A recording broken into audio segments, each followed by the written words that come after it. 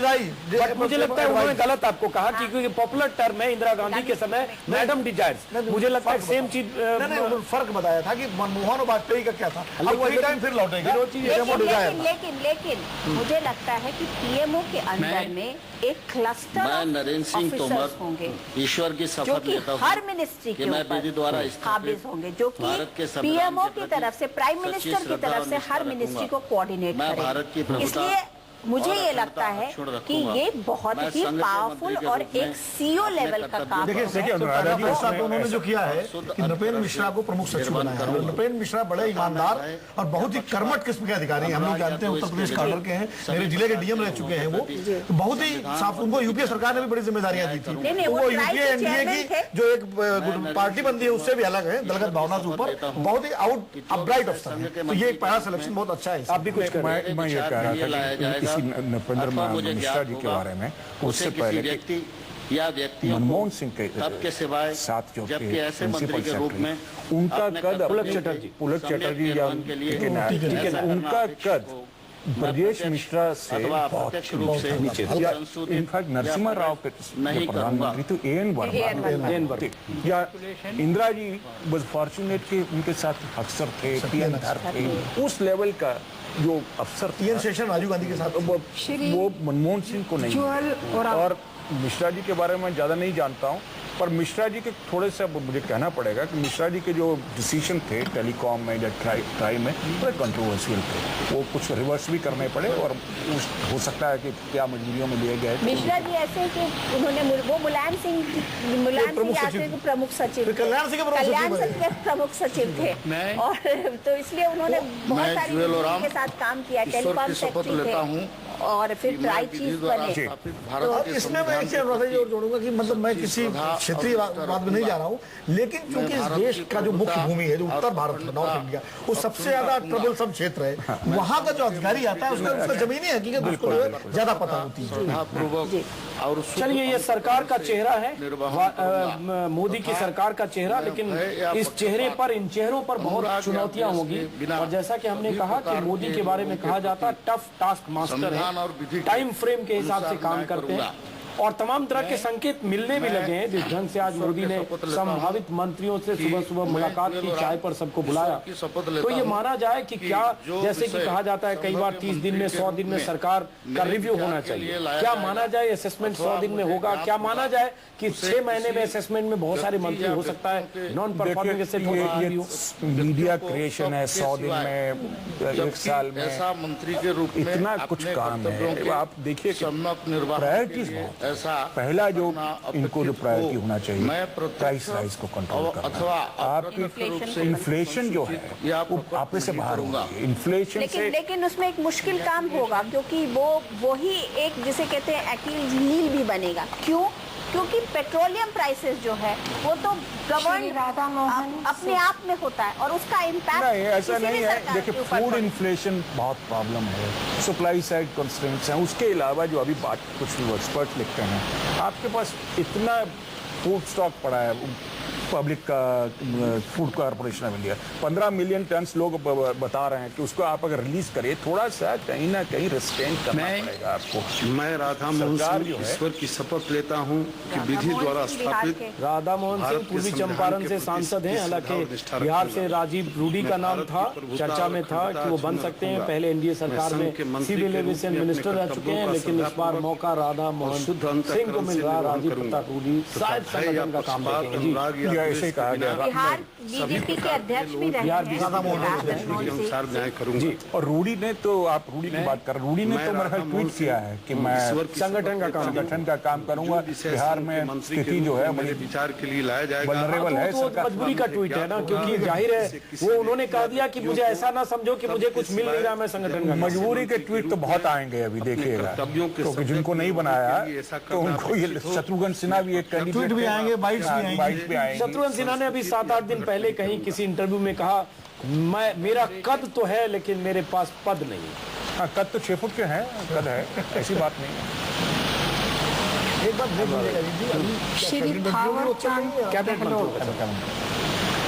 Cabinet मंत्रियों का, इसके बाद स्मृति ईरानी तक। गिरिराज सिंह भी दिख रहे हैं जो चर्चित इनको भी विवादास्पद उम्मीद थी बयान के लिए चर्चा में थे। क्योंकि नरेंद्र मोदी जब प्रधानमंत्री पद के उम्मीदवार घोषित नहीं किए गए थे तो सबसे पहले इन्होंने ही झंडा उठाया था नरेंद्र मोदी और जब का। नीतीश कुमार की सरकार मिली जुली सबसे ज्यादा ओपनली नीतीश के खिलाफ क्या ईश्वर की शपथ लेता हूं कि मैं विधि द्वारा थावरचंद गहलोत के संविधान के शपथ लेते हुए प्रति सच्ची श्रद्धा और निष्ठा रखूंगा। मैं भारत की प्रभुता और अखंडता अक्षुण्ण रखूंगा। महासचिव बीजेपी के हैं। मंत्री अब सवाल यही उठता है कि अपने कर्तव्यों का तमाम चेहरों को हम शपथ लेते देख रहे हैं, लेकिन सवाल ये उठता है कि इसमें से बहुत सारे चेहरे वाजपेयी सरकार में भी मंत्री थे। अब सवाल उठता है कि इन्हीं चेहरों के परफॉर्मेंस में, ये बहुत अहम सवाल है, इन्हीं चेहरों के परफॉर्मेंस में, तब के परफॉर्मेंस में और अब मोदी के नेतृत्व के परफॉर्मेंस में क्या बदलेगा? शपथ लेता हूं कि बहुत कुछ बदलेगा। जो विषय एक एक करके मैं सबसे जवाब लेता बहुत कुछ मेरे विचार बदलेगा। के वो लिए इसलिए लाया जाएगा कि जब अथवा मुझे ज्ञात प्राइम होगा, मिनिस्टर उसे किसी व्यक्ति या आपको परफॉर्मेंस ओरिएंटेड तब के सिवाय देखिए, अटल जी ने अच्छी सरकार चलाई, पर अटल जी डिटेल्स वाले आदमी। मोदी और अटल जी में ये फर्क ऐसा है करना कि अपेक्षित मोदी में प्रत्यक्ष हैंड्स ऑन, अथवा मोदी डिटेल में जाते हैं। अटल जी ओवरव्यू लेते थे नहीं करूंगा और काम जो है वो ब्यूरोक्रेट करता था, जब मंत्री करता था। ये 18 घंटे काम करने वाले आदमी हैं। और इनफैक्ट गुजरात में जब ये चीफ मिनिस्टर थे तो लोगों को ये शिकायत थी कि छोटी छोटी बातों में वो पता करते हैं और उसके बाद ठीक हो गया करें। एक चीज और है, एक सवाल मेरा है इसी पहले तो चलिए वही सवाल जो सबसे मुझे इम्पोर्टेंट लगता है माइक्रो मैनेजमेंट बहुत करते हैं और किसी को भी हर किसी के ऊपर बहुत नजर रखते हैं। तो वो नजर जो है वो स्मृति जुबिन ईरानी ईश्वर की शपथ लेती आवाज भी सुनी हूँ जाए कि मैं विधि द्वारा स्थापित भारत के संविधान के प्रति सच्ची श्रद्धा और निष्ठा रखूंगी। मैं भारत की प्रभुता और अखंडता अक्षुण्ण रखूंगी।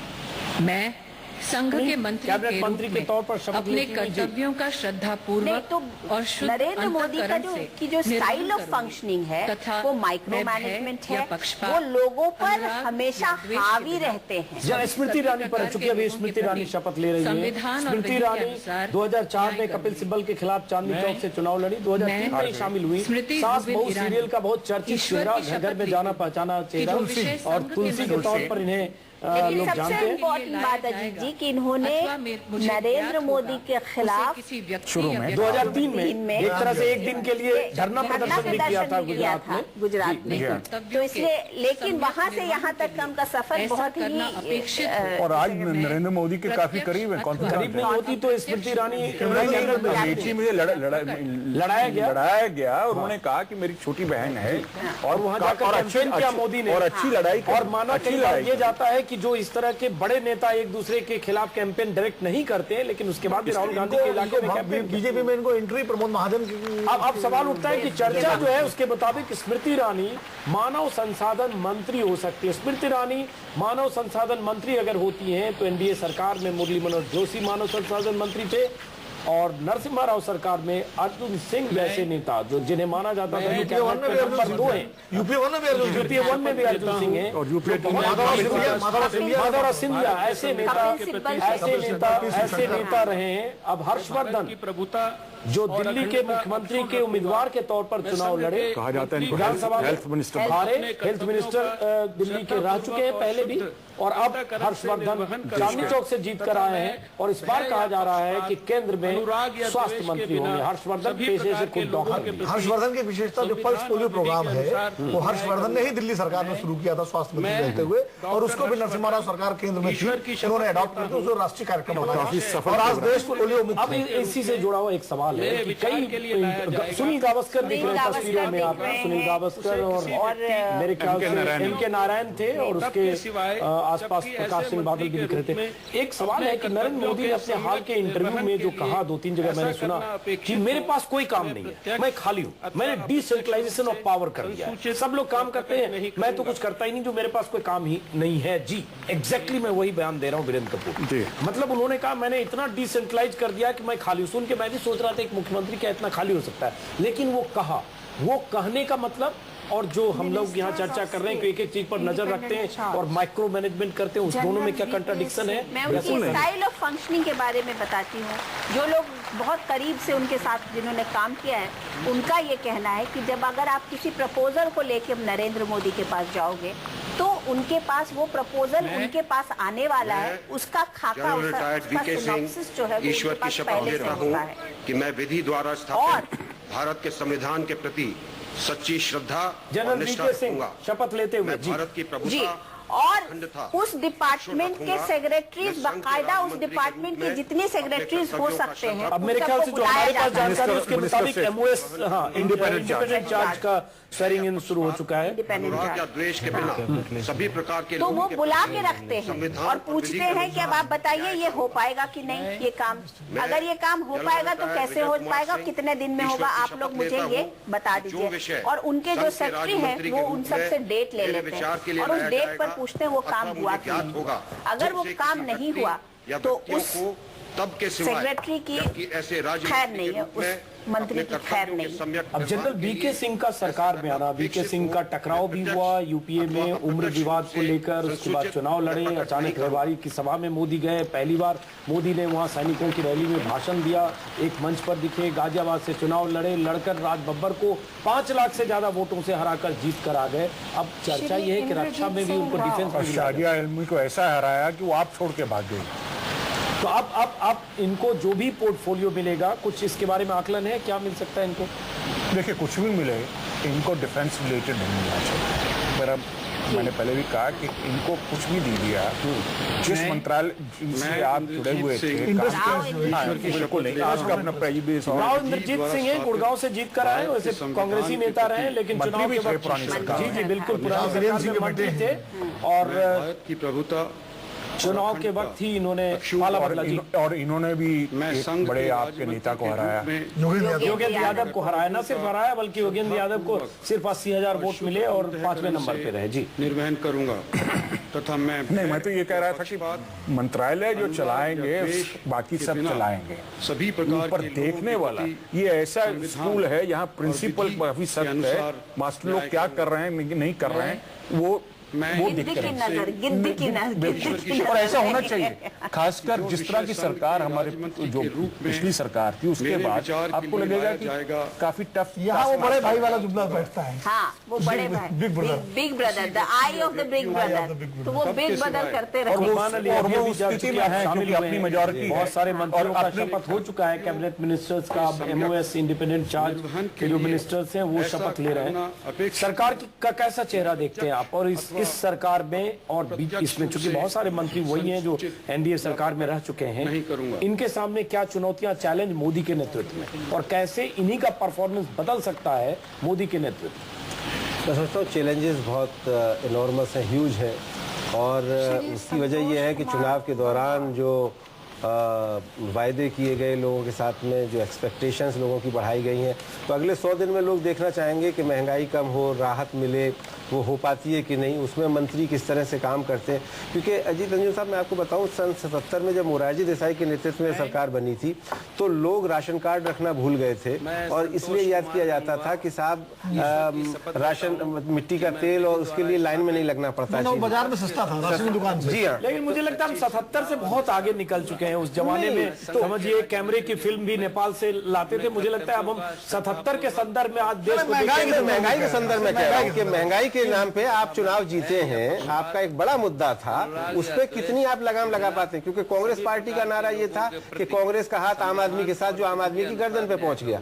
तो उससे मैं कह रहा हूं कि वो ये बड़ी चुनौती होगी। और आपको सबको याद होगा, संतोष गंगवार मंत्री रह चुके हैं, पहले पेट्रोलियम मंत्री, जितना मुझे याद आ रहा है, पेट्रोलियम मंत्री रह चुके हैं NDA सरकार में। और महंगाई की चूंकि बात कुर्बान अली ने की, UPA 2 में मनमोहन सिंह जब आए थे तो उन्होंने कहा था 100 दिन में हम महंगाई कम करेंगे जी, लेकिन 5 साल हो गए, महंगाई कम नहीं हुई। और महंगाई की वजह से अगर UPA 2 को खामियाजा सबसे अधिक भुगतना पड़ा तो महंगाई उसके लिए बहुत बड़ा फैक्टर। बहुत बड़ी चुनौती जिससे हर आम आदमी, हर खास आदमी तो नहीं जो कुछ वहां बैठे हैं, लेकिन हम हर आम आदमी उससे हर रोजमर्रा की जिंदगी में 2-4 होता है, वो महंगाई है।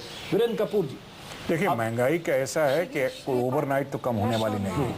और आपके पास कोई ऐसे कोई, जैसे हम अभी बात कर रहे थे कि फूड कॉरपोरेशन ऑफ इंडिया के पास इतना बड़ा पहाड़ पड़ा है फूड का, अगर आप थोड़ा सा उसको मार्केट में रिलीज करेंगे, वो चूहे हुए जो खाते हैं उससे एक तो वो बचेगा, और दूसरा उस पर बड़ा अच्छा जो प्राइस लाइन जनरल, जब आप जो बेसिक जो आटा और दाल और ये सब है, खासकर चावल और मुरलीमोहन जोशी मुस्कुरा रहे हैं बीच में तस्वीर में, हाँ, उससे काफी